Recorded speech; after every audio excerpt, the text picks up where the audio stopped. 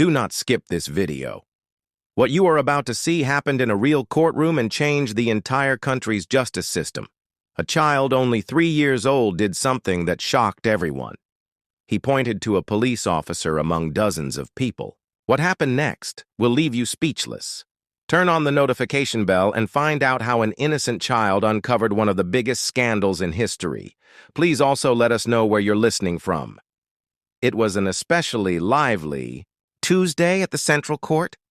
What seemed like an ordinary session was about to turn into one of the most significant legal cases in Brazilian history. Among the crowd was Carolina, holding her 3-year-old son, Gabriel. Little Gabriel, oblivious to the serious atmosphere, quietly played with his toy Fiat truck, his birthday gift. His curious eyes roamed the court's high ceilings, captivated by the grand chandeliers hanging above the heads of those present. Carolina was there as a witness in an armed robbery case. She had witnessed the crime through her shop window 6 months earlier and now had to testify. Having no one to leave Gabriel with, she brought him along. After much persuasion, the judge allowed it. The formal atmosphere of the court sharply contrasted with the child's innocence. While lawyers in their impeccable suits hurried through the corridors, Gabriel stayed in his own little world, driving his toy truck across the armrest of his chair. Then the side doors opened for the buffs and police officers assigned to maintain courtroom security. A line of uniformed men and women entered, taking their usual positions. It was routine. No one paid much attention, no one except Gabriel. Suddenly he stopped playing, his wide eyes fixed on one particular point in the room. His toy Fiat truck slipped from his small hands, crashing to the floor and echoing through the quiet hall. With a serious look far beyond his ears, Gabriel raised his little finger and pointed straight at one of the police officers. "There he is." His child's voice rang out, breaking the courtroom solemnity. "Mama, it's him." Silence filled the room as heads turned first to the boy, then to the pointed officer, who instantly turned pale. No one knew it yet, but that innocent gesture was about to trigger a chain of events that would forever alter the justice system. The officer Gabriel pointed at, Sergeant Silva, stood frozen, his face a mixture of surprise and fear. Carolina noticed his hands, previously steady, were now trembling. Judge Antonio Pereira, who was preparing to start the session, felt the tension rise. "Mama, it's him! That's him!" Gabriel insisted with alarming certainty. Carolina, embarrassed by the attention, tried to calm her son, but Gabriel refused to be quiet, his eyes locked onto the officer. Sergeant Silva took a step back, trying to blend into the wall. Prosecutor Dr. Paulo Marquez watched with growing curiosity. With 20 years of experience, he trusted his instincts. And something about Silva's behavior triggered alarms. It wasn't the reaction of a wrongly accused man. It was the reaction of someone who had just seen a ghost. "Let's take a short recess," the judge announced, sensing the growing tension. "Sergeant Silva, I would like to speak with you in my chambers," as whispers filled the courtroom. "Doctor," Paulo approached Carolina quietly. "Ma'am, can you tell me why your son reacted that way?" Still confused, Carolina replied, I don't know. Gabriel has never seen him before. We're just here for my testimony about the robbery." The prosecutor frowned. "Did you see the robbers' faces?" "No, they wore masks, but one of them." Carolina paused, realization dawning in her eyes. One walked with a limp on his right leg. All eyes shifted to Sergeant Silva as he walked toward the judge's chambers, limping slightly on his right leg. Prosecutor Paulo gave a subtle signal to court security to block all exits. His instincts told him they were on the verge of exposing something huge. Hours later, the incident had spiraled into a full-blown investigation. While Silva was detained for questioning, a special team began digging into his record. What they found went far beyond anyone's expectations. "Get me every case Silva was involved in over the past 5 years," Paulo ordered. The prosecutor's office quickly turned into an impromptu investigation center. Stacks of files piled up. A disturbing pattern emerged. In every robbery, victims mentioned a suspect with a limp. Silva was always the first officer at the scene and played a key role in the investigations. Carolina and Gabriel were placed under special protection. Gabriel, still too young to grasp the enormity of what he had triggered, played in a safe room. But whenever Silva's name was mentioned, he froze in fear.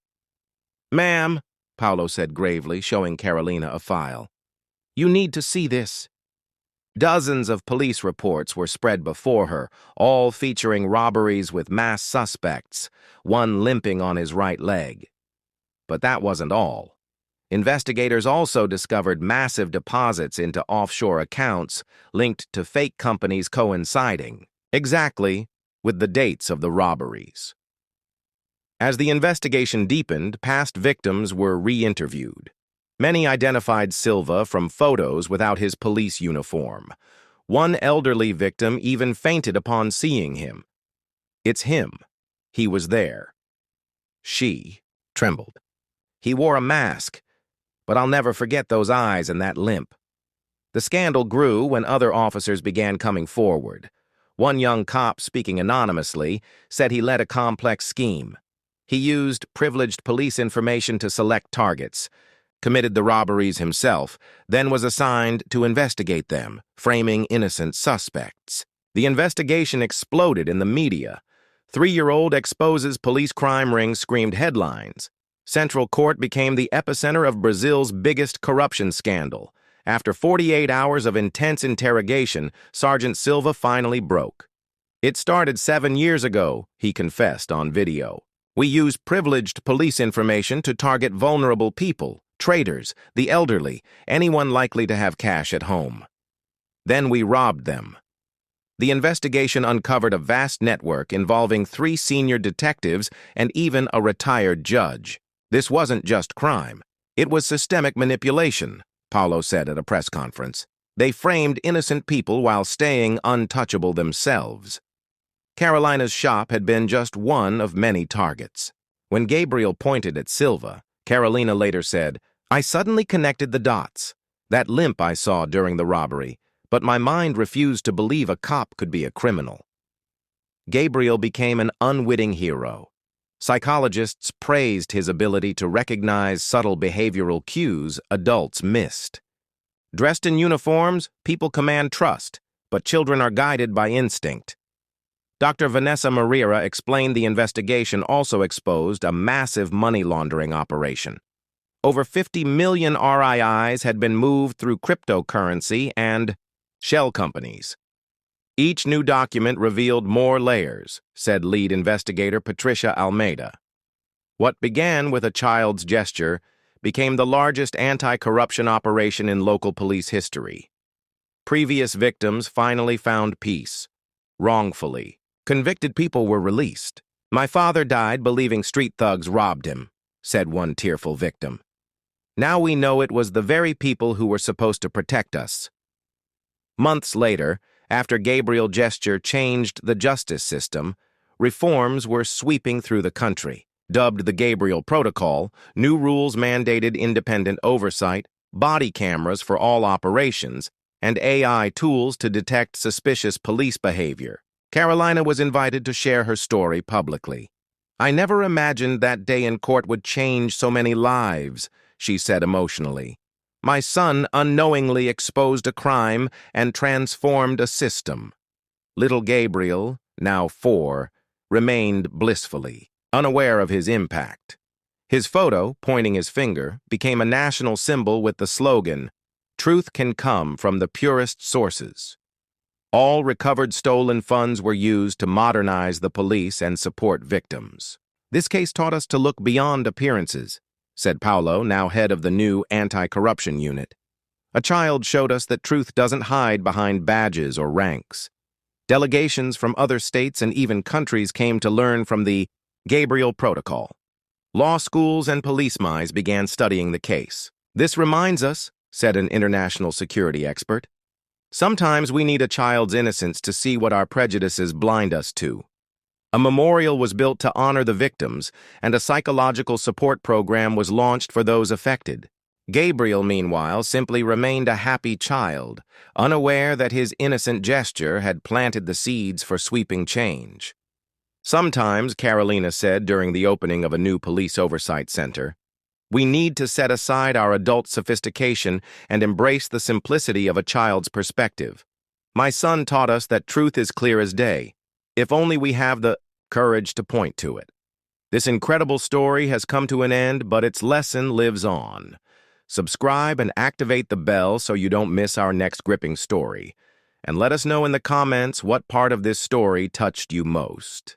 Share this video with friends and family. Together, we can make a difference in creating a fairer world. Thank you for listening to Story Synth.NE Narratives.